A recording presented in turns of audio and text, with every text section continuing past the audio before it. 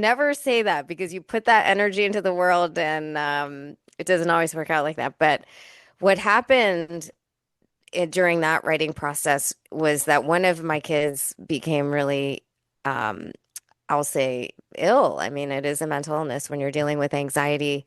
And she specifically had a phobia, and she was only 9 years old. And it got to the point where didn't want to engage in her regular life, going to sports, going to hang out with friends, and then ultimately going to school.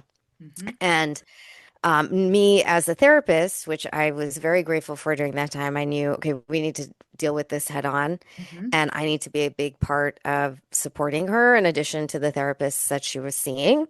Hmm. But sometimes it would take, an hour and a half just to get her from the parking lot into the school and not even go to class, but to remain in the building.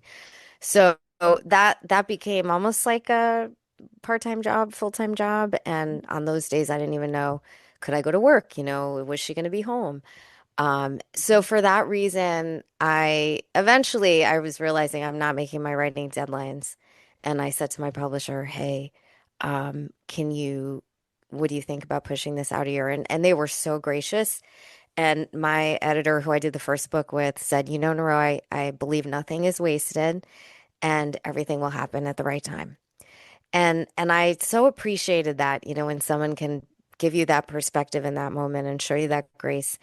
And I believe now that this is the right time, And then she also said, now come to think of it, you probably don't want to publish a book in an election year in November. No one probably is going to pay attention to it.